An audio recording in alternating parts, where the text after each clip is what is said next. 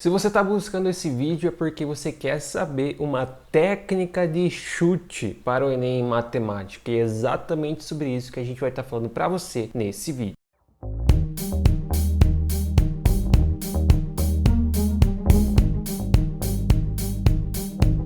E aí, gurizada, beleza? Bem-vindos a mais um vídeo do canal Instituto Ensino de Potência. Eu sou o professor Eduardo e antes de eu falar sobre a técnica de chute de matemática, eu quero ajudar você a ficar mais perto da aprovação. Sabia que se você aumentar a sua média em matemática, a sua média do Enem fica muito mais alta e você fica mais perto da aprovação? E para isso não é muito difícil, basta você entender a prova de matemática, entender os exercícios que sempre aparecem e também entender quando você precisa fazer uma conta e quando você não precisa fazer uma conta. Essas dicas e muitas outras eu coloquei dentro de um único e-book que com certeza está com preço super acessível e vai ajudar você a ficar mais perto da aprovação. Então, se você está interessado, acesse o link na descrição de já o seu e-book, com certeza vai te ajudar muito.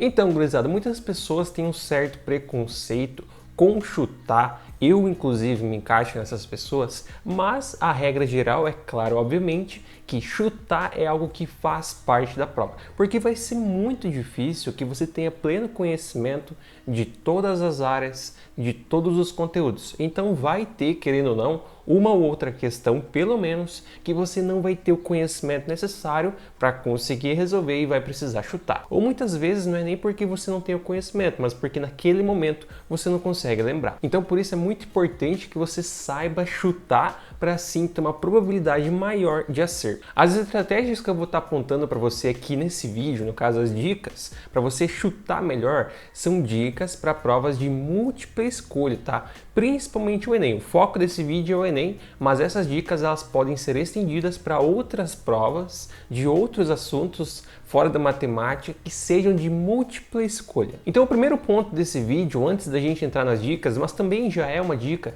é que é o seguinte: geralmente as bancas das provas, o que eles orientam os professores que elaboram as questões? Que os professores desenvolvam questões equilibradas. Como assim equilibradas? Basicamente o seguinte, vamos supor que a gente tem 25 questões. Cada questão tem 5 alternativas, então eles vão tentar fazer o mais equilibrado possível para que eles tenham 5 alternativas A, 5 alternativas B, 5 alternativas C e 5 alternativas D e 5 alternativas E. Estendendo isso para o Enem.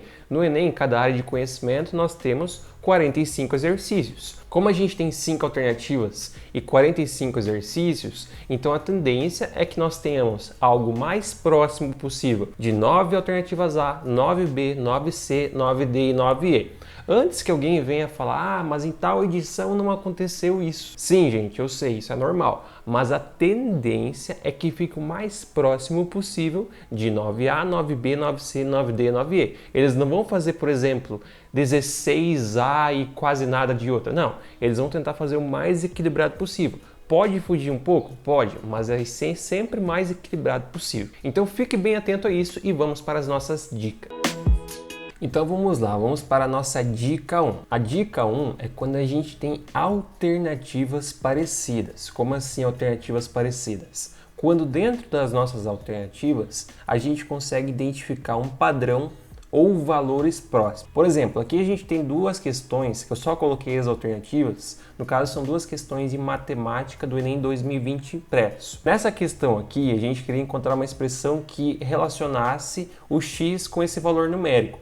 Se eu observar, aqui eu tenho uma multiplicação na A e na E eu tenho uma multiplicação também. Então analise comigo, duas são multiplicação, enquanto que outras três são o quê? São divisão. Então assim, analisando pelas alternativas sem entender qual que é o contexto do exercício, a gente pode observar claramente que se fosse para chutar, eu chutaria entre uma dessas três. E mais precisamente ainda, aqui a gente tem duas alternativas que são opostas, e no caso são valores semelhantes, no caso 100 sobre x e x sobre 100. Então se eu fosse chutar sem entender absolutamente nada do exercício, com certeza eu chutaria na B ou eu chutaria na C. No caso aqui desse exercício, a alternativa correta é justamente a alternativa C. Então a gente tem aqui 3 alternativas semelhantes, que são divisão. Então como divisão é maioria, a gente ficaria com a maioria. Daí, entre essas, a gente tem duas que são opostas e ainda são semelhantes, no caso o 100 e o 100, e o x, obviamente. Então eu chutaria na B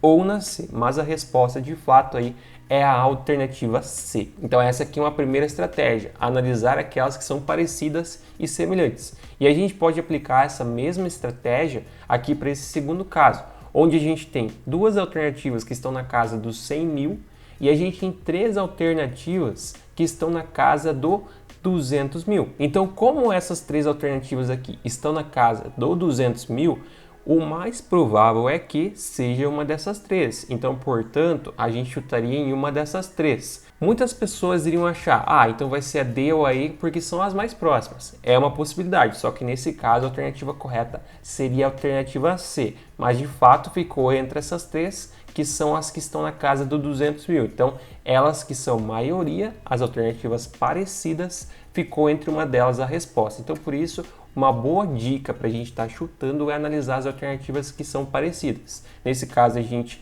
encontrou a semelhança pela divisão e aqui foi porque estão na casa de 200 mil. Aqui agora a gente vai para a segunda dica. Nessa segunda dica, a gente tem os itens que se repetem, tá? Nesses itens que se repetem, é muito importante que vocês tenham muito cuidado na hora de resolver, obviamente. Mas basicamente, o que a gente pode analisar? A gente pode observar que os quadrados eles aparecem na primeira, na terceira, na quarta e na quinta. No caso, os quadrados aparecem na A, na C, na D e na E. Então, os quadrados eles aparecem quase em todos. Então, eu já diria, com certeza a gente vai ter uma alternativa que tem o quadrado. Então a gente pode já desconsiderar a alternativa B. A alternativa B a gente ignora. Com certeza vai ser a A, a C, a D ou a E, porque todas elas têm quadrado, então é bem provável que seja um quadrado. Daí outra questão é o seguinte, se a gente observar, depois vem o retângulo, aqui a gente tem retângulo, retângulo, retângulo e retângulo. Então o retângulo também aparece 4 vezes, certo? Beleza, então o retângulo também seria uma possibilidade, mas analisem o seguinte, a gente também tem o trapézio, trapézio, trapézio, que aparece 3 vezes. Logo, o que a gente pode desconsiderar? O triângulo aparece só uma vez, então por isso justamente a B a gente já desconsidera. Daí você vai falar, então você vai escolher a alternativa A que tem quadrados e retângulos. É uma boa alternativa, só que eu também ficaria entre essas três aqui, porque aqui eu tenho retângulo e quadrado, quadrado e retângulo, e aqui eu tenho trapézios. Então, no caso, a gente tem 4 alternativas possíveis. Obviamente, não reduziu tanto a chance de erro, mas reduziu.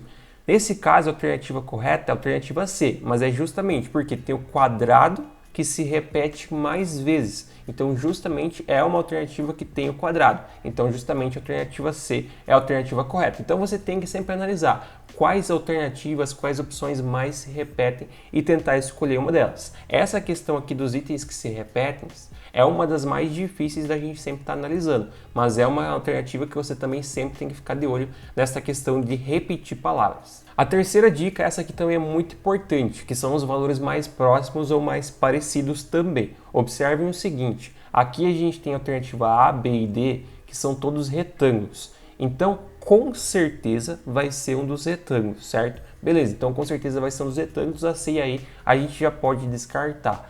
Além disso, observem o seguinte, a A e a B, elas têm o mesmo desenho em cima. A D tem esse triângulo diferente aqui. Então, se eu fosse chutar, eu chutaria ou na A ou na B. Daí você daria mais uma analisadinha lá no enunciado e você ia ver justamente que a B era a correta. Então, a gente fez aqui por eliminação, basicamente analisando aquelas que são semelhantes. No caso, a A, B e a D. Depois a gente foi para A e para B. Daí, no caso, a gente sabe que a resposta correta é a alternativa B. E aqui a gente tem outra questão dessa mesma linha, aqueles valores mais próximos. No caso aqui, quais são os mais próximos? Novamente, a gente tem duas casas aqui, no caso tem dois valores que estão na casa do 30, 2030 e 2035, 2031 e 2035.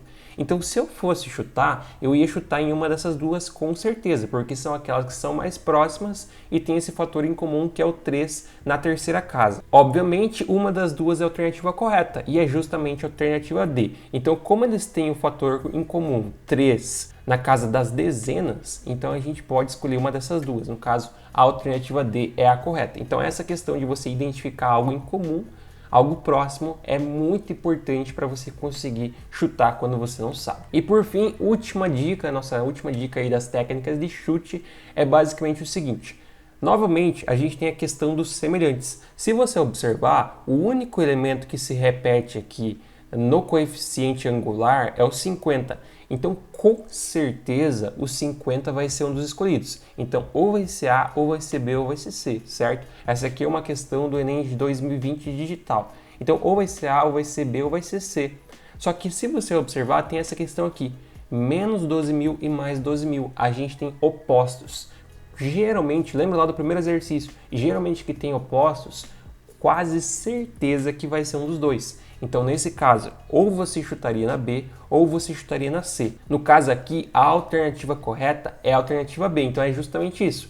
Tem os termos em comum no coeficiente angular, que é o 50, e tem o oposto aqui, que é mais 12.000 e menos 12.000. Então você chutaria em uma dessas duas, tendo as suas chances de acerto em 50% se você não tivesse noção alguma. No caso aqui, a alternativa correta é justamente a alternativa B. Então seriam basicamente essas as 4 técnicas de chute que você pode estar utilizando. Então seriam basicamente essas as dicas, pessoal. Mas é aquele negócio que eu sempre reitero. Evite ao máximo chutar, evite ao máximo ter que chutar. Chute apenas em último caso. E obviamente tente analisar bem, tente ir removendo alternativas para que você tenha o mínimo de alternativas possível para assim conseguir ter mais chances de acertar, tá? Então evite ao máximo chutar e evite ter muitas alternativas para chutar. Então justamente utilize essa estratégia apenas quando você precisa, que com certeza você vai conseguir um ótimo desempenho. Então é isso, pessoal. Qualquer dúvida que você tiver, alguma coisa que não ficou claro, deixe aqui embaixo nos comentários, que com certeza estarei esclarecendo para você o mais breve possível. Eu também peço para você que se inscreva e ative as notificações para não perder nenhum vídeo, nenhuma dica, nenhuma novidade. Muito obrigado a todos que assistiram, bons estudos, grande abraço, valeu e até a próxima!